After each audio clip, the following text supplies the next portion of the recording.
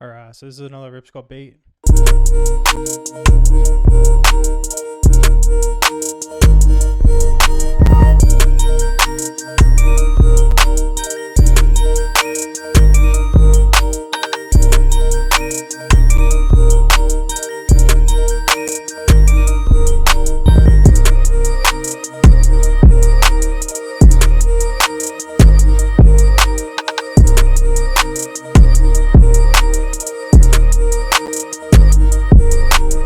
I use M Rhythmizer a lot for this one. So there's a lot of audio tracks because I obviously like printed that into audio, and we've got lots of effects. So we're gonna dive into that. We'll turn those off. This is my melody. It's like really simple. It's just this long. Basically, the way that I go about the Ripscott sound, you can use like major or minor key. It doesn't really matter. But my formula here, these root notes, the progression goes 1, 2, then this is the third, and that's the fifth. So 1, 2, 3, and 5.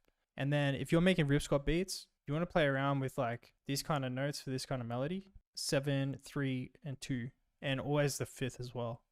So I don't know if that's confusing, but yeah, basically if you get those, you just got to find like a cool rhythm to go with it. But simplicity is definitely key.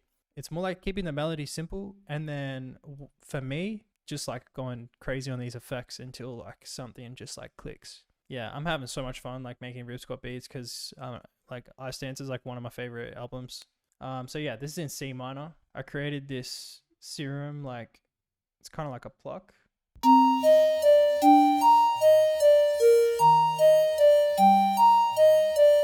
So that's what it sounds like. I haven't heard that in a minute because I have had all the effects on. So it sounds completely different. So then I went and grabbed the M Rhythmizer.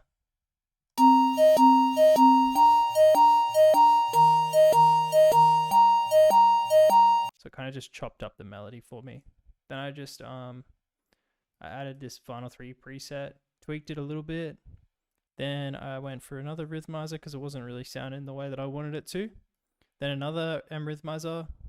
I gave it this kind of like volume curve. And then I also half timed it.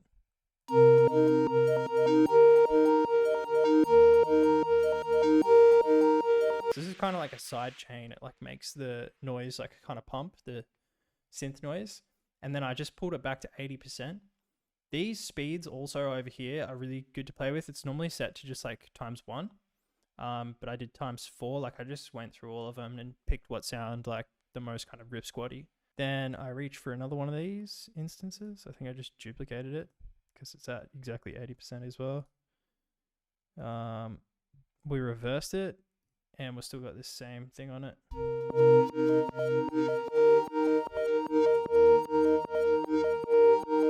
Starting to get somewhere, you know? I guess that's probably the moment where it clicked for me. And I was kind of like, all right, I can make a beat with this. Then I threw on this erosion and then this plate reverb, which I blended with the OTT. Then I added this EQ and just kind of like did a little scoop at like 330 hertz. Took a little bit of the room sound out. I didn't want it to be like too muddy. And then I added this plugin, and then I just adjusted these just slightly so you can see what it's doing. It's kind of like it alters the volume. It's a volume automation essentially, and it's just like making it sound like it's getting further away and coming back in.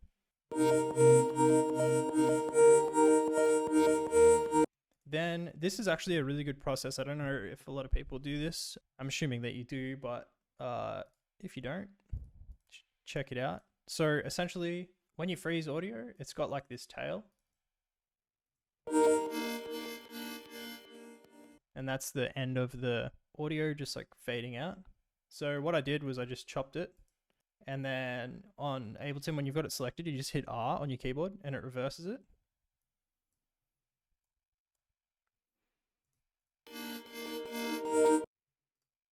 And that's how you make your own transition or riser or whatever. Yeah, and it's actually like a bit of a cheat code because it already has like, it shares the same like tone as your synth. So it's already going to like fit in the beat. It's going to sound cohesive. And then I added it in over in this section as well, but I just pitched it up an octave.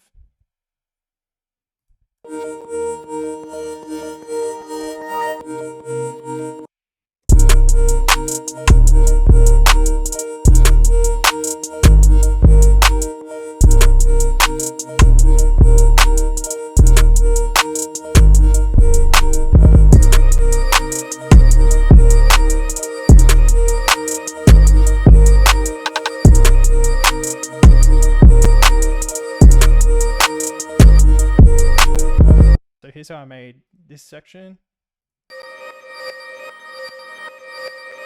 So once again, I had it, I've frozen it into audio. I just recorded this first element into like a audio track, and then I just dropped it over here into the sampler, hit the slice mode. I pitched it up an octave. Then this is what you get. So I just like was playing around with my keyboard to get that sound.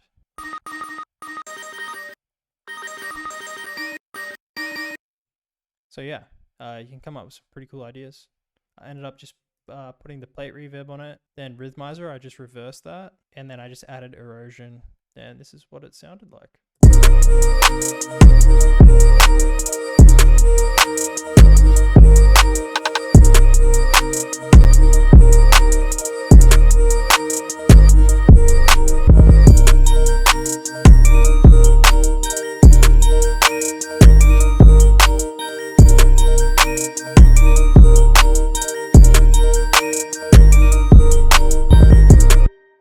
Yeah, so then this section,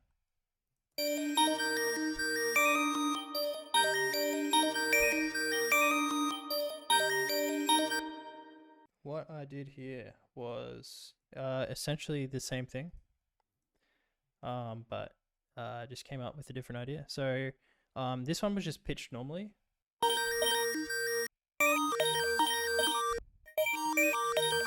But I ran it through a double speed, and then I reversed that.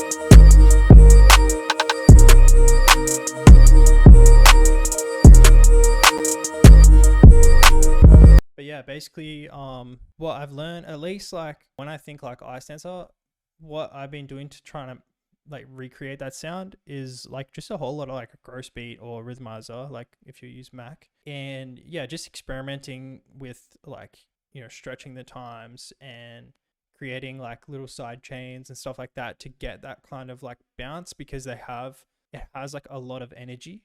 I think to recreate that kind of energy, you really need like Rhythmizer to get the right kind of like timing, if that makes sense.